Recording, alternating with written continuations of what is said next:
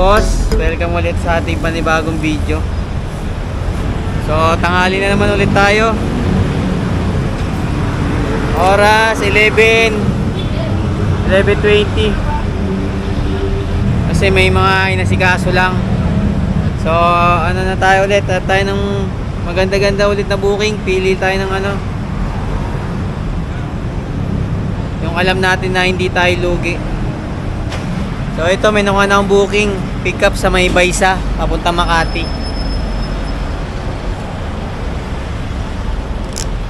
Tara, pick upin muna natin. Allen I-frame.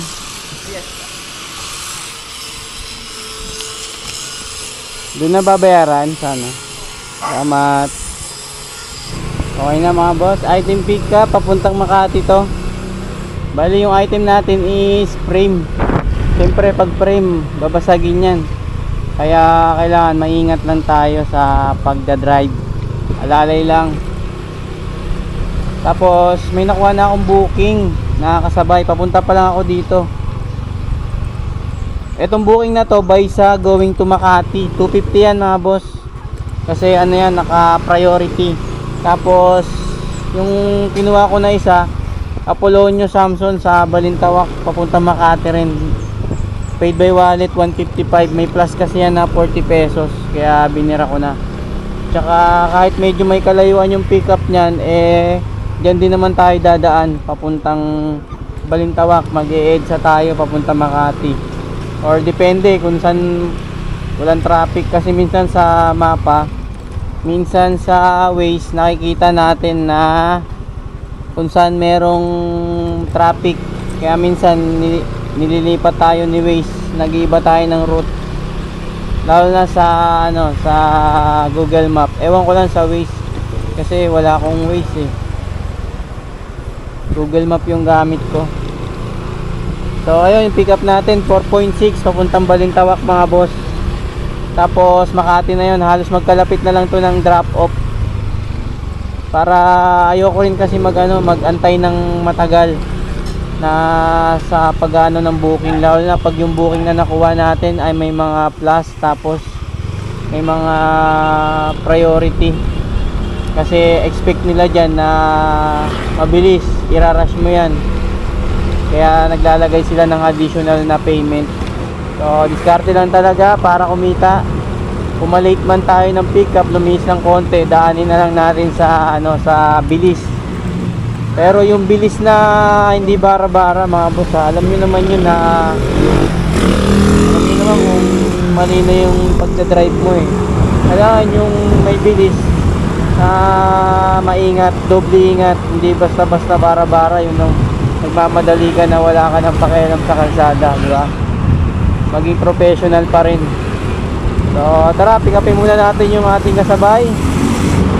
Let's go. Hindi nga kuya, puntang Makati. Condominium. Ito po.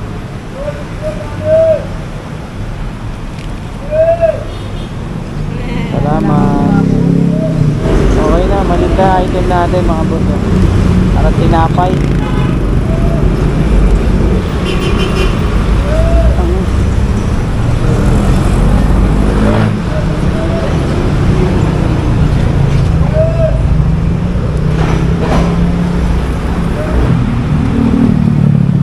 Hindi ko matumbay yung motor ko mga boy. Tara, bali unahin ko muna yung ano, yung frame kasi naka priority yun eh. Pero yun naman to Makati, halos magkalapit lang to. So tara, dalawang Makati. Oras 11:57. Pero dire-diretso naman na tayo nito kasi kumain naman na ako. So syempre ganun pa rin yung routine natin, hindi tayo magpapagabi, hanggang 6 ang pinaka minimum natin na oras. So tara, samahan nyo ako sa biyahe ko mga boss. Sana makarami pa rin tayo. Laban lang, let's go.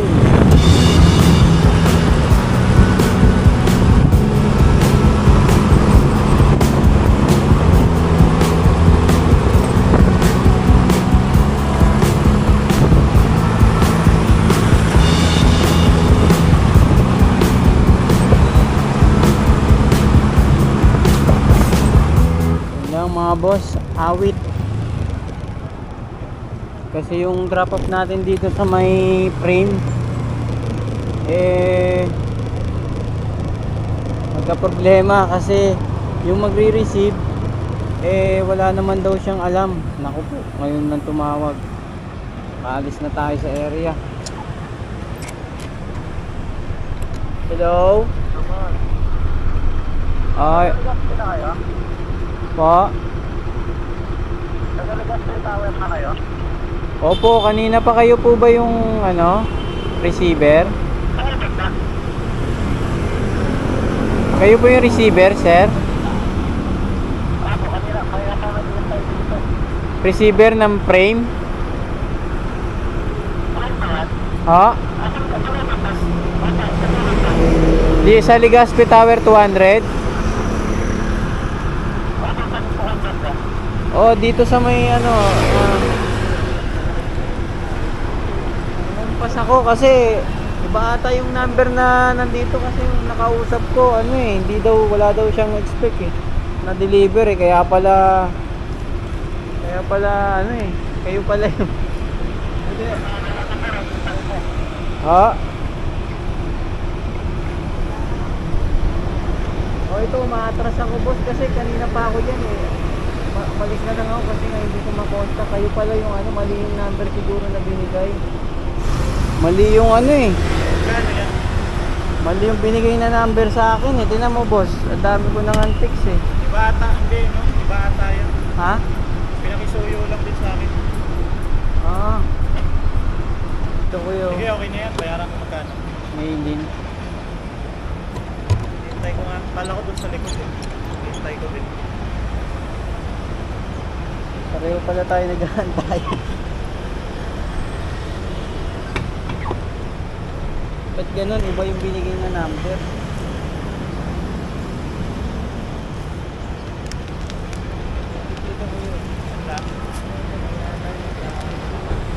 Okay na no? Okay na mga boss. Paalis na sana ako, papunta na sana ako sa next drop off natin, yung kasabay natin na wallet, ang bayad 2.2 na lang yun buti na lang tumawag yun si sir, iba pala yung magre-receive, but kaninong number yung binigay sa nilagay nila sa app.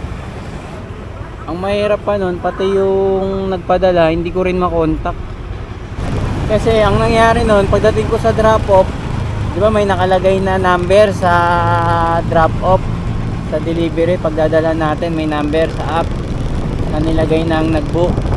Ngayon yung halos tagal ko nga rin makontak yung pala naka lunch break nga kasi alas 12 pasado tapos yun nga kinonfirm ko yung booking na may deliver siya ng frame, may babayaran, tapos ganitong tao yung nagpadala, wala daw siyang kilala, wala raw siyang expect na deliver, so wala tayong magagawa doon kasi hindi niya pwedeng i-receive yun na wala naman din siyang alam sa nangyari. Tapos ngayon tinatawagan ko yung nag-book, hindi rin naman sumasagot, nagre-ring lang.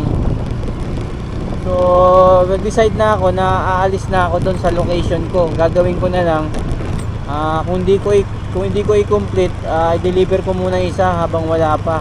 Buti na lang yung habang paalis na ako, siguro mga 2 building na inalampasan ko, biglang tumawag yun si sir at sabi ko saan niya nakuha yung number ko, yun nga sa may link nga ng Lalamove. So hindi ko alam kung tama yung binigay na number, pero pinasuyo lang daw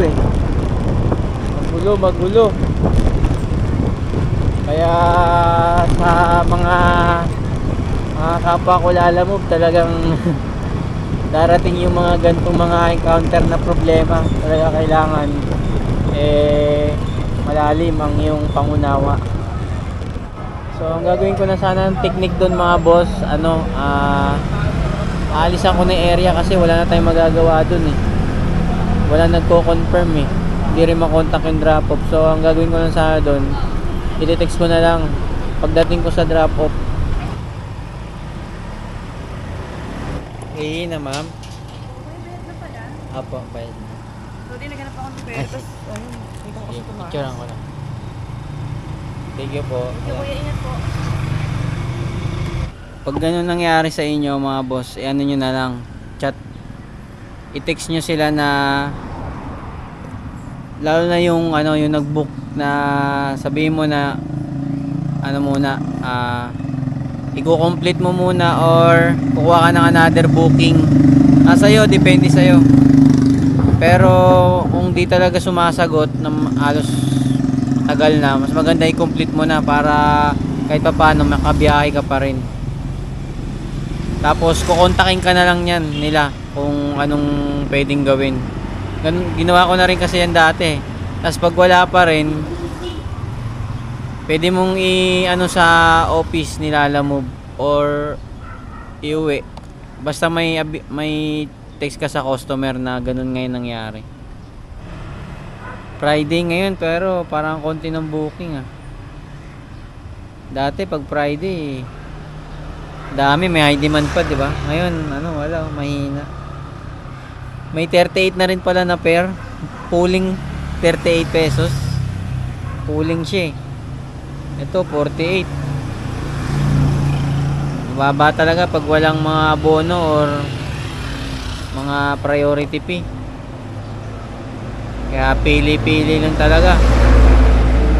Pwede naman kumuha ng mga regular basta pangsabay para di naman lugi. Assist na lang ako, sir. Ayun na yung isa. Doon na bayad po?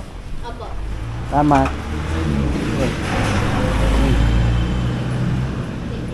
Tama. Wait lang, tayo ko lang.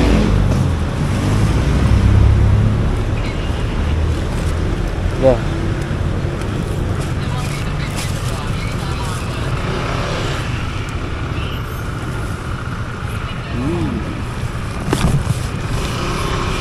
Okay, boss, okay na yan. Salamat.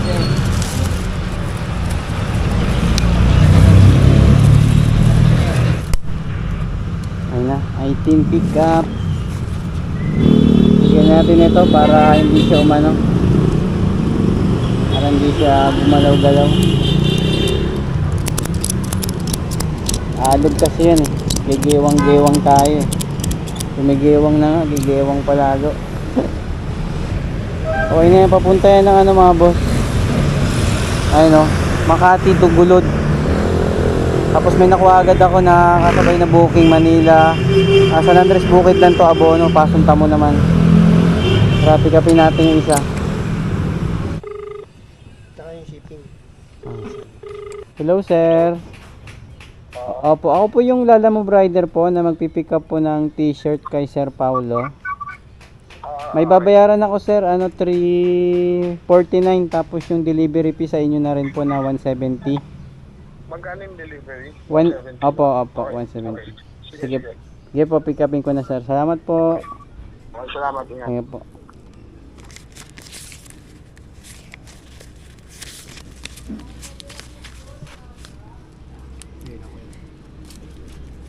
Ano lang. Ano lang sarap. Thank you sir Ay. Okay na ito sir. Salamat sir, salamat. Okay na mga boss, item pick up na. Abono na 349 pesos. Tapos may sukli sana tayo sa sa 3 kasi 350 binigay ko Ngayon dapat piso na lang sukli ko, bigay sa akin isa 5 piso, may tip pa tayo na 4.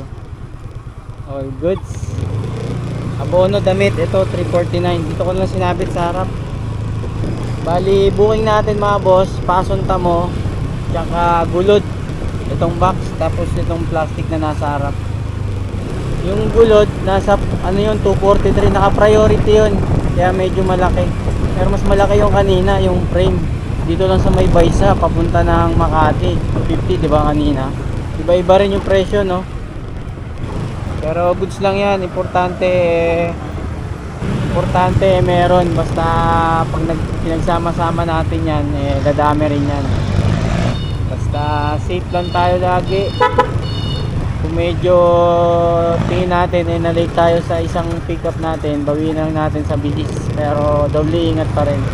Yun ang importante, yung natin, safety. Kasi baliwala lahat ng itong ginagawa natin kung madidisgrasya tayo, mapapahamak. Pinaka number 1, sarili natin. Option lang natin yan, yung pagiging masipag. Basta ride safe sa atin lahat mga boss. Let's go.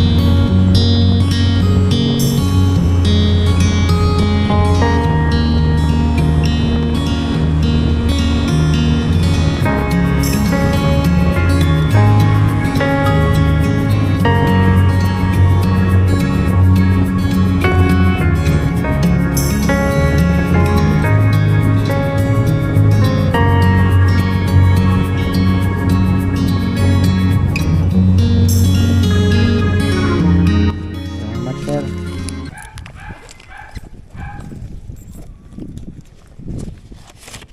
Salamat po. Thank you. All goods na mga boss. Deliver na.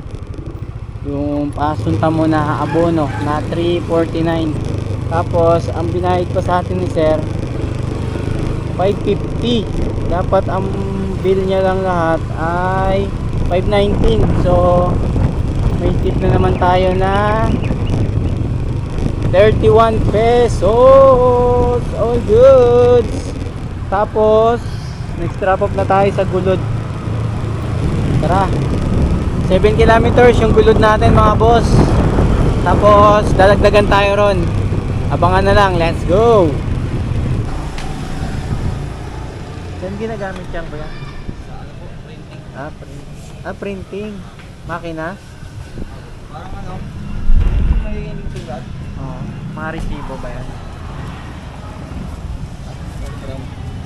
Dito nilalagay sa loob. Oo. Hindi rin magawa pag bumabangin ka. Kaya nga nilalagyan ko yung motor.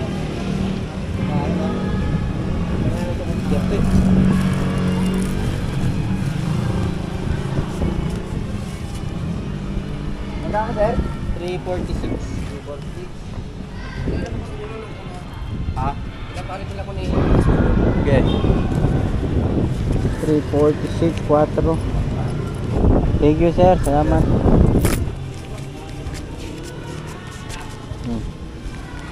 346 mga boss. Okay na.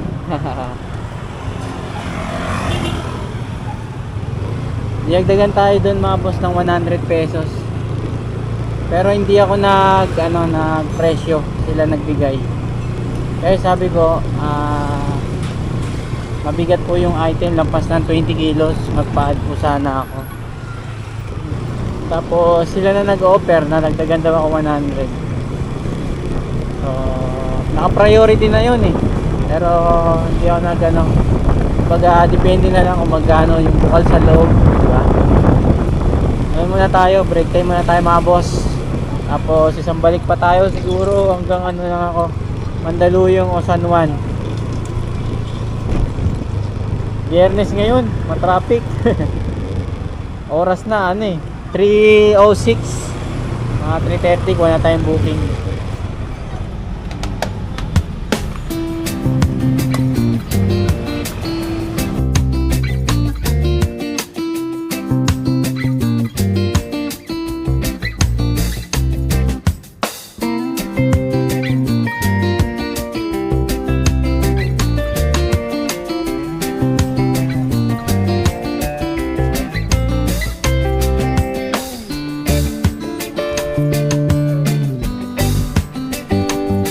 Okay na mga boss, item pick up, nakuha tayong booking.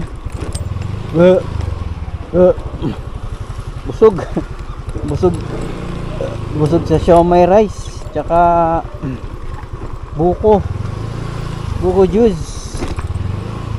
Yung booking natin mga boss, papunta Makati. Dito lang sa may ano lang, boundary ng ano, Manila. Para di tayo masyadong matraffic. Tapos nakakuha na agad ako ng kasabay. Ito, Bahay Toro, Manila, sa Paco. Malapit na yan dun sa may ano, kasi boundary lang din yan eh. Dito ko pipick upin sa may Project 8 kasi palabas naman tayo dito. Maganda yan kasi naka-priority. Ito naman yung isa, yung 180 Makati, may plus 50 naman yan. Mukhang gagabihin tayo Oras na 3:54, mag-alas 4. Sana na maratrat kagad natin ito ng isang oras yung ano, booking natin. Wala, biyernes ngayon, matraffic eh. So tara, update na lang mga boss. Let's go!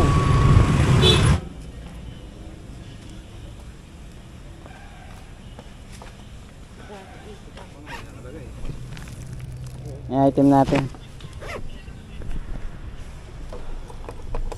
Okay na mga boss, nakuha na natin yung item. Frozen. Dito, lagi ko rin napipick upan to. Number 8. Number 8 Clarion. Frozen to. Tapos sabi, malaki daw magbigay ng tip to.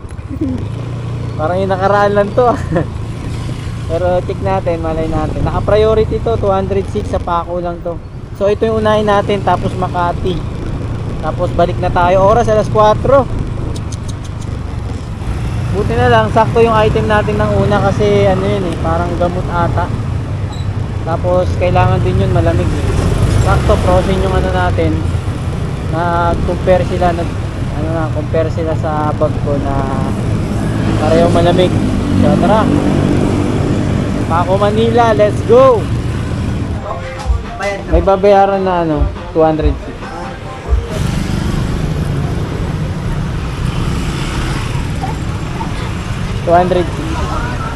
Oo. 206. Thank you boss. Salamat. Okay na. Tapos yung Makati natin mga boss, malapit na yan. Ayun o, 1.7 kilometers. Diba? Sabi sa inyo, boundary lang yan dito eh. Tara. Tapos pagdating natin doon sa drop off, kuha tayo ng booking pa uwi.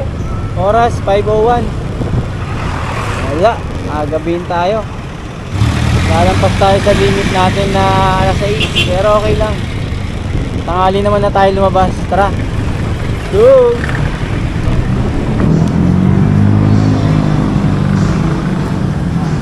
Emily, ma'am. Wala na ka wala ka ba pambukas yan? Ha?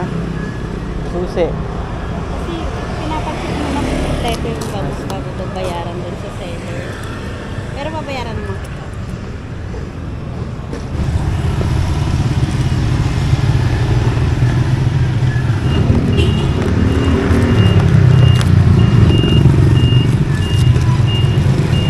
Tapos, utang pa.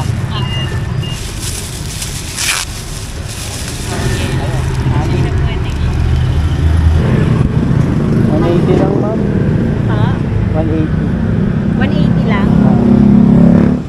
Sukle. Okay na, ma'am. Salamat. Okay na.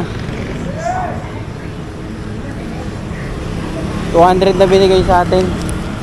Tip tayo 20. All good. Smile pala yun. Gamot na yun. 35,000. Up na tayong booking. Ha? 20 kilos. Sakto? Walang sobra? Wala. Sino gabayad niyan, kuya? Don? Sige boss. Thank you po. Okay na mga boss, item pick up tayo. Frozen, 20 kilos. Ayan o. Manila, Project 7, 99 pesos yan.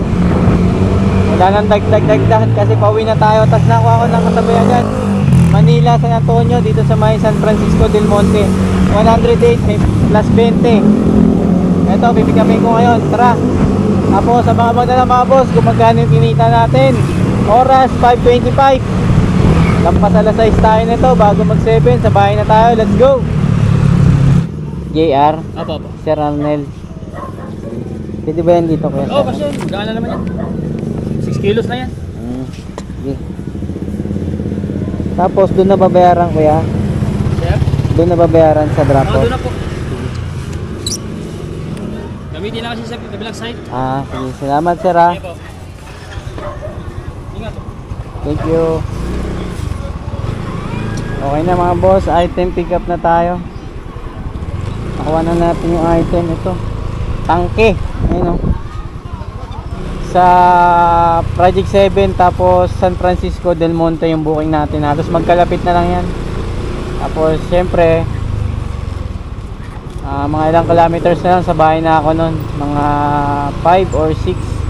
Pagtawid na lang ng EDSA SM, yun. Hindi na tayo kukuha ng booking, okay na yun. Relax na tayo. So tara, 10 kilometers mga boss, San Francisco, let's go. 108 kaya, Kano yun? 108.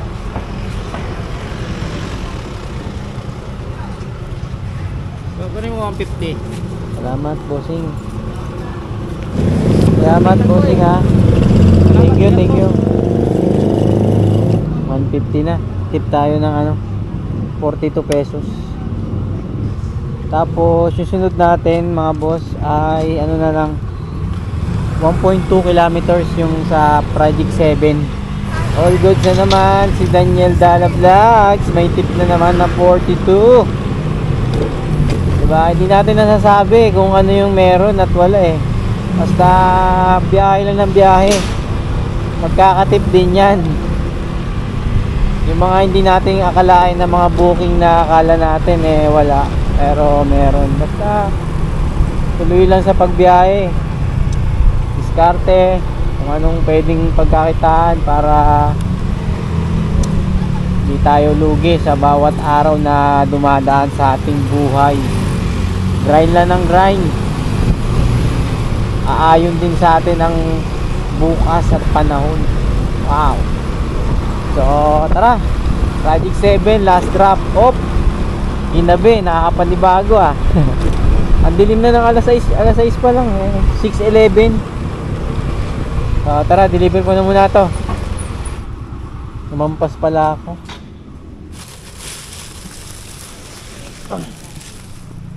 $99 binigay na ni ma'am ay $150. Woohoo! 91 binigay sa atin, 150 mga boss. All goods in the hood. Thank you Lord for another ride, another booking. Kahit ginabi, kahit tinanghali na tayong lumabas, tingin ko kumita pa rin naman tayo ng sakto lang sa kahit sa katumalan, kababaan ng fare, dumidiskarte. At salamat sa lahat ng mga customer namin na nagtitip. Kumbaga malaking bagay, malaking tulong para sa amin, lalo na sa gantong mababa yung fare ngayon ng Lalamove. Pero kahit ganun pa man, ginagawa ng paraan, ginagawa ng diskarte, sinisipagan para mas lalong malampasan yung mga araw-araw nating pamumuhay, di ba? So check na natin mga boss kung nakailang booking ako. Ayun, ako 8 booking, tapos kumita ako ng 1,155 pesos. Tapos yung dagdag sa atin kanina na may 100, tapos ito may 40 plus, may 50 plus. So thank you Lord. Kahit ganun pa man nahihiraos kahit sa gantong season na nakagaling lang natin sa gastusan ng mga Pasko at New Year. So dahil nga doon medyo gumanda yung kita namin yung mga panahon na yun. Pero ngayong January, February, hanggang November, back to normal na. Kumbaga may mga sumusulpot na booking na medyo mataas, pero Meron pa rin naman ng mga booking na talagang mababa. O ginagawa lang ng paraan, ginagawa ng diskarte para makuha yung yung hit na target sa araw-araw na kita ay lalamove. So all goods na to, patawid na ako ng EDSA papuntang Congressional. So sa lahat ng mga pabiyahe pa ng mga kalalamove ko, ingat mga paps. At sa mga nasa bahay na, relax lang at mag-isip-isip ng mga pwedeng diskarte, pagkakitaan para kahit pa paano may mga pumapasok sa atin na income araw-araw. So hanggang dito na lang ang vlog ko mga boss. Salamat sa suporta nyo. So hanggang dito na lang. Yeah, peace out. Laban lang.